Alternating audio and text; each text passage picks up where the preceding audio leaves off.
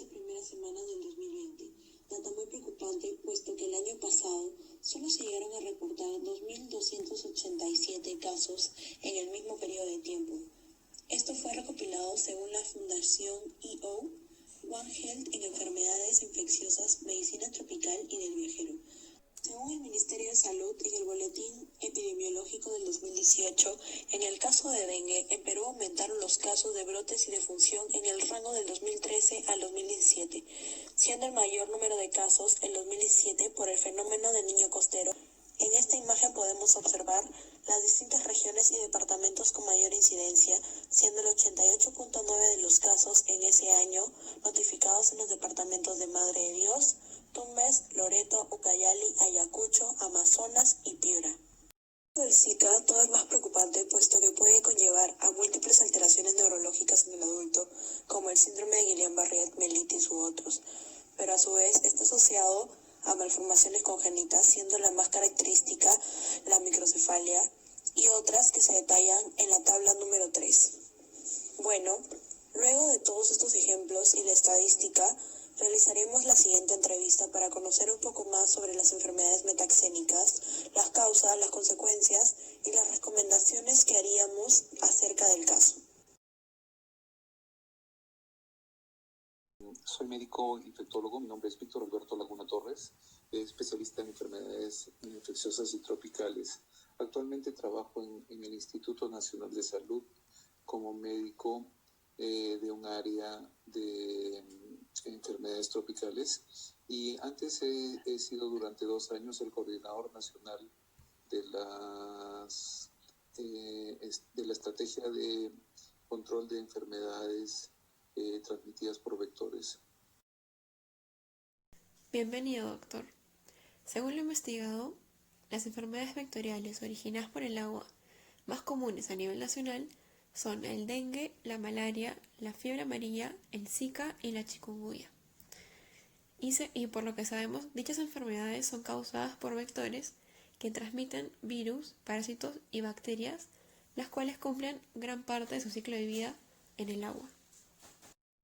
Con respecto a dichas enfermedades vectoriales, ¿cuál considera usted que es la situación actual en nuestro país?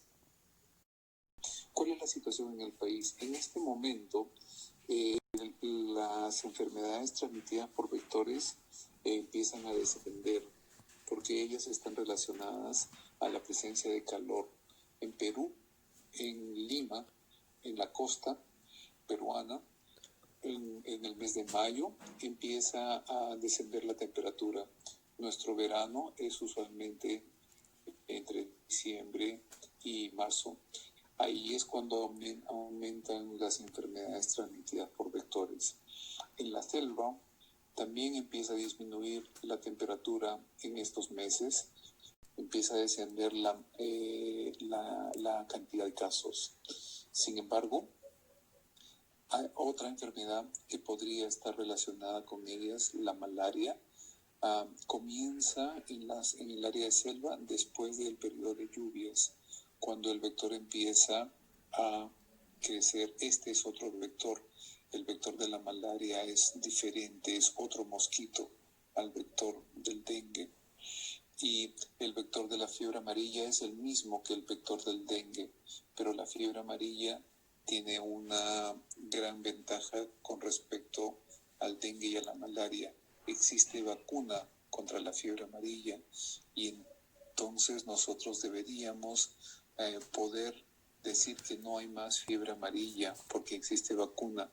Sin embargo, una serie de factores están relacionados a la presencia de la fiebre amarilla y es básicamente porque las personas se niegan a vacunarse.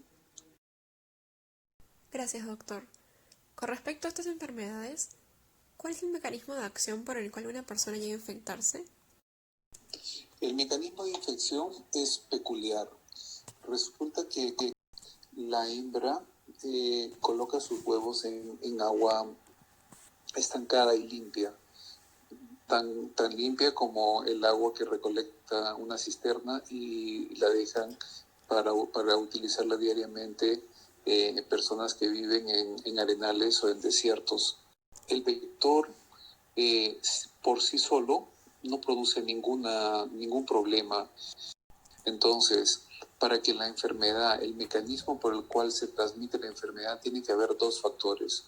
Una persona enferma que tenga el virus en su sangre y el mosquito presente en el ambiente. De tal manera que, supongamos en un ejemplo, una persona viene de Iquitos y ha sido picada por un mosquito y tiene el virus en la sangre. Viene, está el mosquito presente. El mosquito va a picarla, va a succionar sangre de esa persona enferma que tiene el virus en la sangre. Entonces, la hembra necesariamente va a picar a una persona. Como ese mosquito picó a alguien enfermo, el mosquito va a desarrollar el virus en su vía digestiva y luego se va a volver infectante. Al volver a picar a otra persona, le va a dejar el virus y va a dejarle la enfermedad a una nueva persona y así sucesivamente. Muchas gracias, doctor. Por último, ¿qué medidas de prevención o buenas prácticas consideraría usted que se deberían tomar para evitar la transmisión del vector? Una de las medidas que hace el Ministerio de Salud es tratar de eliminar al mosquito y eso se llama fumigación. Cuando hay una epidemia o cuando se presentan enfermedades como el dengue, lo que se hace es utilizar elementos químicos para matar a los mosquitos y que no haya mosquitos volando. Otra de las formas, y es una forma de prevención diferente, es evitar que haya agua estancada. Entonces, si estamos en un desierto como en un arenal de piedra y la gente no tiene agua, lo que se hace es, se les reparte tapas específicas para que tapen los bidones de agua y el mosquito no se pose sobre esa agua estancada y no deje sus huevos. También hay otra forma en la cual se les da unas pastillas específicas para que pongan en el agua y cuando llegue el mosquito no pueda reproducirse en esa agua estancada. Otra de las formas para prevenir es utilizando repelentes. Hay un repelente que ya se ha usado y se ha probado desde la época de la guerra de Vietnam que se llama DEET, D-E-E-T. Ese repelente es muy efectivo para evitar que el mosquito se acerque al humano y evitar la picadura.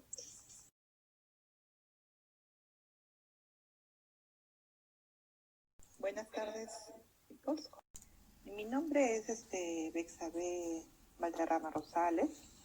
Trabajo como miembro del equipo técnico del área de metaxénicas en el Centro Nacional de Epidemiología, Prevención y Control de Enfermedades, que corresponde al Ministerio de Salud. Primero, como parte del equipo técnico de epidemiología, luego como responsable en lo que es la red de salud de Alto Amazonas en la región Loreto. Muchas gracias, licenciada Betsabe. Empezaremos con las preguntas.